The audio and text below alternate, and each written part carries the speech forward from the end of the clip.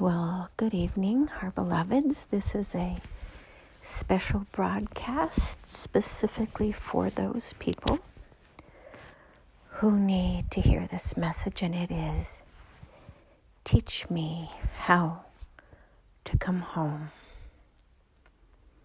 For those of you who are no longer inspired with where you find yourselves on your current path, there is a way out. There has always been a way out. But you have been resistant and stubborn and belligerent. You have not wanted to hear what you didn't want to hear. You didn't want to acknowledge what you didn't want to acknowledge. You didn't want to accept what you didn't want to accept. And instead, you plugged your ears, you put your head in the sand, and you refused to see truth for what it was or what it is. So here is our very, very simple message for how to come home. You need to embrace what you have done. You need to acknowledge what others say that you have done. You must repair what you have broken. You must replace what you have stolen. And you must tell others whom you have harmed that you're sorry, that you're very sorry. Acknowledging your actions and your lack of actions hurt others is important. And your acknowledgement and your reparations make or pave the way for you to find your way home. As many of you know, this is a time of karma, meaning that your past actions are seriously squeezing you in certain circumstances, encouraging you to do what is right. And for some of you and for many of you, the message is resonating with you.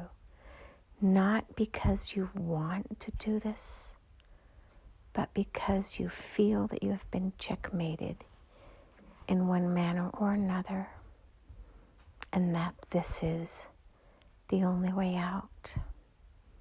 So welcome.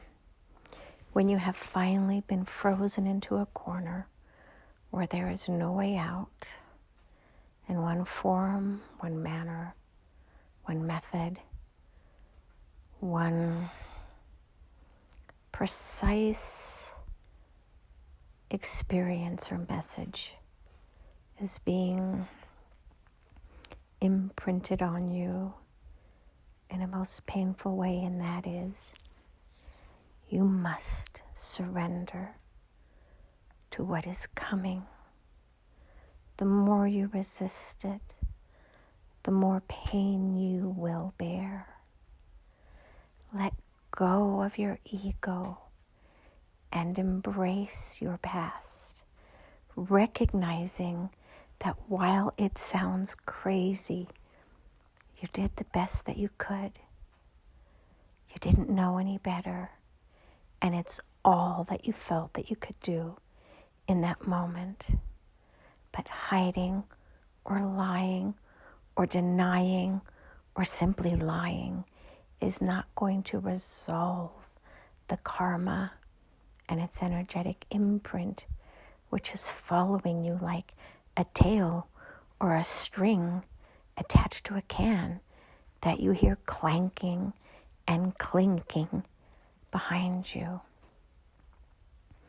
When you finally pull that tail up and acknowledge that it is your tail, and acknowledge that you chose this tail because it's the only tail you know or knew to choose,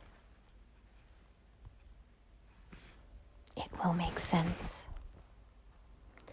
finding your way home consists of acknowledging the reality that your behavior and actions created or caused in the lives of others. Becoming you fully means acknowledging other people's perspectives and perceptions of you as well.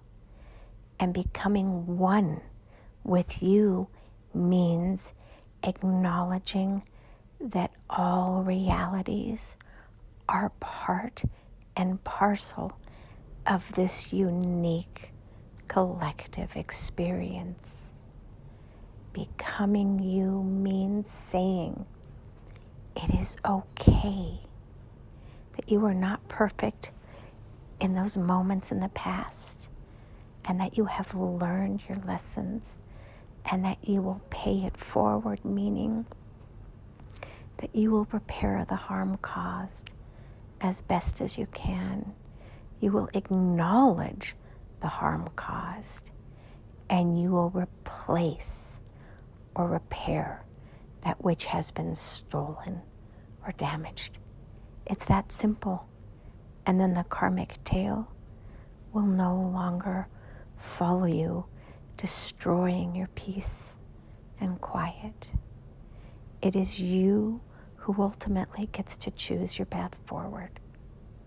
So choose well, is all we say as the night draws near to the morning, and you will begin a new life on January 1st of next year, and that which has not been resolved or absolved will carry forward that much louder and more painful, because that is the nature of karma, much like a snowball that is rolling downhill to hell. It gathers much steam before it deposits you in the flames of agony that are self-inflicted and self-chosen. The hell that you create is your own inner hell, because you try to run from what and who you are and were.